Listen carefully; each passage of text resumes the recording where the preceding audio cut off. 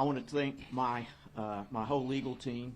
Jennifer Taylor here came from Austin for this, and she's a staff attorney for the Innocence Project of Texas.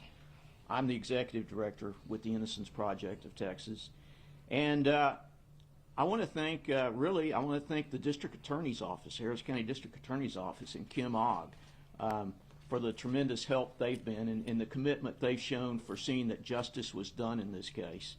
And along those lines, the cold case detectives who also worked very diligently on this case and certainly, as we all now know, obtained the confession from the actual perpetrator almost a year and a half ago now. So with that, I'm going to let Mr. Grant address y'all, and then if Mr. Poe wants to address y'all or Ms. Taylor, they can, and then we can answer any questions you may have. Hello, everyone. Once again, this is a huge day for me. I thank God. You know, I always got to put God first because it was Him who I had when I ain't had nobody else, you know. And I knew that this day was going to come, and I just didn't know when. But I knew this day was going to come because I was actually innocent. I didn't commit this crime at all, you know. But for all my supporters, I mean, I love y'all. I can't name every last one of y'all. I want to thank y'all, the news stations. I want to thank all the news stations across the world. I want to thank all the newspaper publications that's across the world. I mean, I just want, even the ones who, it's a percentage of the world that's going to have in their mind that I did the crime, but even to them, I got nothing but love for y'all because God is love, and that's who I represent. And I just want to just thank God once again because my life was handed over. My life was handed over for me to go into prison for the rest of my life and die. But God, He said different, and that's why I just can't stop thanking Him. I want to thank the Innocent Project of Texas, the whole staff. I mean, they are forever in my life, you know, and we are friends. I want to thank Angie Ambers, you know, the expert in the DNA field who reanalyzed the DNA evidence and came to a conclusion, a right justice conclusion. I want to thank Mark Perlin at Cybergenics. You know, it's a lot of people that I don't even know that was supportive of me and had contribute to my my justice. So to all of you that was behind the scene, I just want to let y'all know I thank y'all, man. I love y'all, and hey, life got a lot to offer to me, and I'm ready to move forward because I feel no longer restraint of my liberty. I can move and I can do, and all I got to do is just make sure all my steps are cautious steps because I know that at any given time, someone can actually go to prison or go to jail for something that they didn't do. So now my time is like every move I make is calculated. I got to have, you know, when I go to the store, I get a receipt to show that, hey, I was at this place at this time. And it's crazy because now I got to live like that because of what I done been through. But I don't ask for no sympathy for no one. I don't ask for nobody to feel sorry for me because I'm strong, and God, He endured and sustained me to endure, and I just thank Him, man. I love y'all once again. Thank you, Lord. So, anybody have any questions for any of us? Yeah, we were talking a little bit about what's the next steps, especially when it comes to clearing, you know, his name. Talk to us a little bit about what happens next now in this process. Well, we still have to get the official mandate from the Court of Criminal Appeals that, you know, can take 30, 90 days. We'll probably file a motion for an expedited mandate. And of course, we'll want to expunge, you know, Lydell's records from this, you know, false accusation and wrongful conviction. And then since he was found actually innocent under state law, he's entitled to compensation for the time he was actually in prison for this crime that he had nothing to do with. So still a battle ahead. Well, there's things to do. Hopefully it won't be a battle. It won't be as big a battle as it's been up to this point. theoretically, it's a little bit easier from here on out. And Lydell, same question for you. What's next for you? What are some of your goals? Anything on your bucket list that you're trying to? I mean, yes, ma'am, I do. And to answer your question specifically, my next step is going to school. I mean, I didn't already have been to a school tour, going to school and getting a degree in my passion and what I have a passion for to do in life, and that's audio engineering. I love it. I mean, I'm going to pursue my music career that I once had, that I lost. Now I can retain that back. I mean, I have a book that I'm writing, you know, on this situation called Where Did I Go Wrong? It's so many. I got businesses that I have already launched, and I'm trying to get running, but it's going to happen. Everything is a process, and everything takes time. And I know that due to the fact of me going through what I went through, I realized that it was a process that I had to go through. It's a spiritual thing more than anything. It's not about, you know, the exoneration. It's not about the celebration. It's not about, this is about what God can do in a situation when everybody feel as though it's impossible to come from up under. So our honor goes to God. I gotta say that. But my next step is to move forward on with educating myself higher and, you know, just going around speaking to the youth, speaking to single parent females, and uplifting them and encouraging them, because that's what we don't have around the world. We don't have love and respect no more. People don't even value life no more. So with that, I want to be a big step, a huge step, you know, out in society and try to change, you know, people's mind frame of thinking, because you realize the smallest thing that you overlook, you realize how much you miss them when you're incarcerated and when you really limited to going and coming from. So, I mean, I appreciate life much more. I take life serious much more, and I'm just grateful. I walk around joyful, and sometimes people feel like I'm doing something. I mean, they make me feel like I'm doing something wrong, but that's just the joy in me. That's just the love that I have for people, and I mean, I got respect for each and every human being. I don't see color, a diversity. I don't see that because I wasn't raised that way. I go off of your character.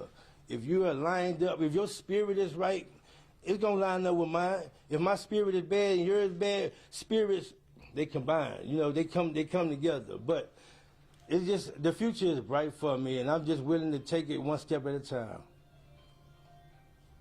Can you tell me a little about what the word innocent means to you? Innocent means, to me, a person who is not the actual person who have committed such allegations and accusations that's pointed towards that individual. And how significant is that word, and to have it attached to your name now? Well, it's very significant because for me not to do the crime, I got to be actually innocent. So innocent is a significant word to me in my situation because I wasn't the one at all. Alonzo, would you like to say a few things about what it's like to have him back for your family, and to, I imagine it's rather emotional for you guys. Absolutely. If you come up, please. Yes, ma'am. Well, you know, to win a fight is always a plus. And it's been a long time coming for my family and I, as well as Lydell. So it's nothing but joy from this day forward. So everything could be pushed to the back, and we can start from a new beginning. What's this mean for you, knowing like you were always driving to visit him and, you know, always supporting him to be at this moment today? It's almost like boxing, if you will. You go inside the gym, you practice all day long, you go to the fight, and you win the fight. It's just a beautiful feeling. Now, do any of you have a message for the victim's family as they're going to be back in court again with the person who police believe actually did it? You want to address that, Lydell? Let Mike do it. You know, certainly our heart goes out to them, and hopefully this straightening out what the wrong that occurred back in 2012 at Lydell's trial will help them go forward, and we certainly wish them the best of luck in pursuing justice in this case as it goes forward. And to add, I would like to say to Mrs. Sherhorn, which is the mother of the victim, I mean, I really, really, really ask that you have in your heart, you know, some passion that this young man who took your son's life, he can be forgiven. Yes, he's wrong. And, I mean, here it is. You got to relive this same situation over again. So my heart goes out to her as well as her family. And I just ask that justice continue to be done and that the justice system do the right thing as far as handling this situation. And the Innocence Project also, you know, is working on other similar cases like this. What message would you have, both, and I'll start with you, Mr. Lydell, for people who are kind of in the same situation that you were in, they, you know, proclaiming their innocence and waiting for this day? You know, they say you can challenge. That's the key word. You can challenge your conviction. Challenge means you're going to be going back and forth. There's not, if the state is in the wrong, I mean, from experience, I don't believe that they're going to just come forward and just publicize that. They're going to continue forward with, you know, pursuing when they know that. So for the person that's steady getting pursued when they know that they're actually innocent, don't never give up. You can't give up because an innocent man is not going to give up. I believe that wholeheartedly. An innocent man, if he's innocent and he's in a situation like that, he's not going to never give up. He's going to fight. He's going to do whatever it takes to get free so everyone can know that he didn't do it. So my message to the ones that are behind bars, that are locked up, never give up, continue to fight, and don't get caught up in the prison life. Don't lose hope. No, I was just going to say, really, echo everything Lydell just said. Don't give up. The truth is a very powerful thing. There is an objective truth. It is a very powerful thing. It doesn't go away. And if the truth is you're actually innocent and you have contacted us, I believe that eventually we'll be able to prove it. Lydell, what were you doing this morning, and what was that feeling like when you found out? I mean, to be honest, man, it was like finally, because I wasn't like, should I say, excited, or I wasn't surprised. God, I'm living Lydell. This is me. I'm the only Lydell. I'm living this life. So God has given me the vision before this day has came. I knew, like I say, I knew it was gonna come, but I just didn't know when. And I thank God that it came sooner than later. But this morning, when bro come out and tell me, man, hey, it's over with, you know, I kind of like wanted to believe him, but then when Mike got on the phone and confirmed, you know, it was like, okay. Now I'm ready to start living. That was my main thing, to start living a normal life, which it probably won't be normal, but I was just trying to get back to being a human being once again. I mean, I will say this too. It's rough, and for the families who do got people out there that incarcerated and they innocent, support them. I mean, even when Lydell got home, he still needed their support. I went to try to get him some car insurance, and here it was, the murder was on his record, but they was putting points on it, so we had to pay more money for more insurance. So it's been a total nightmare, but this, for everybody out there, y'all support y'all people that's going through this, because it's not easy. It's not easy, and they're going to need all the support they can get. That's what I got to say about it. Mike, how many wrong convictions case the organization is working on in Texas? I'm sorry. How many wrong convictions cases Right now? the organization is working on in Texas? I would say 20, 25. are at some stage of investigation / litigation. And I just have one final question for you, Lydell. When it eventually does come to the days where your name is completely cleared, what does that mean for you to have your name restored? I don't know. I really can't answer that question. I mean, honestly, I can't because I feel like I mean, even if I go through the process of getting, my name cleared, and when it do have, I believe somewhere along the line that's still going to be it's going to be in quotation marks around next to my name. So if I get my name ran through by the police officer, I believe that it's still going to show that. Even though it was, thrown out, it's still going to show. So I don't feel like my name would be cleared. Kind of to follow up on your question, with as many people as Texas alone incarcerates, I don't know, or are under some sort of criminal justice sentence, maybe 150,000. The academics and the scholars who study it estimate that, 2 to 10%, 2 to 6% of the people convicted are innocent. And if you do the math, that's an incredible number of innocent people in Texas prisons alone that are absolutely innocent. It takes a long time, and it's very difficult to identify them and then be able to come up with the new evidence and the proof to meet this high burden of proof that you've got to meet to prove someone innocent. It's really, honestly, it's much more difficult to prove someone is innocent once they've been convicted than it is to prove that an innocent person is guilty beyond a reasonable doubt. It just is. I mean, to prove an innocent person is guilty, a police officer just has to get up there and testify, and it takes a whole lot more to undo that. Once that's been done. What would happen in Lydell's case if there, I don't want to play hypotheticals, but if there was no DNA, if, what was the other one? The DNA's not there, you get another confession. I mean, like, are we here today, or are you still fighting? Oh, we'd still be fighting. Like I said, the courts are very skeptical of third-party confessions, just like they're very skeptical of witness recantations. And don't ask me why, I mean, they certainly buy and accept confessions when they're trying to prove somebody guilty.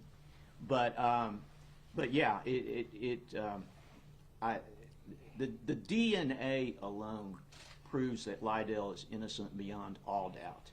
But beyond that, the DNA also identified the actual perpetrator, which proves beyond all doubt that he's innocent.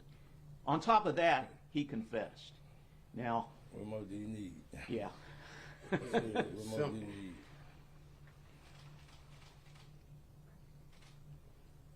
Good. Anything else? Any other questions? Anything else you want to say? Okay. Well, thank y'all so much for coming out in the rain and covering this very important criminal justice story. Yes. I can tell you that as kind of an aside, that this conviction or this investigation was in 2010. In 2011, less than a year later, the Innocence Project of Texas went down to the state legislature and got a law passed that says police cannot conduct pretrial identification procedures the way they did in Lydell's case. We weren't aware of Lydell's case at that point. And had that been in place when Lydell's case was investigated, he never would have been, I believe he never would have been wrongfully convicted.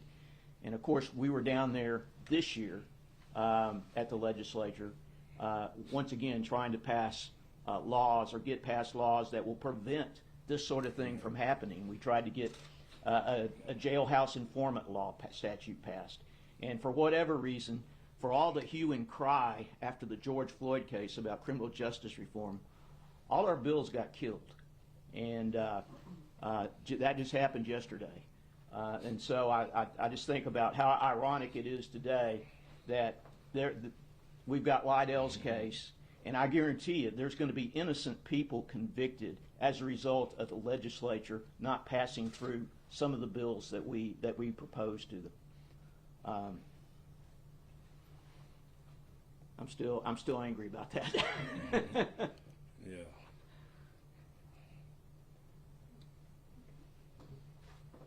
Thank you guys so much for your time today. We really appreciate it. We Thank thank you. y'all so much, for real. We really do. You like your glasses? Thank you so Thank you so much. I just about it too. Thank you so much.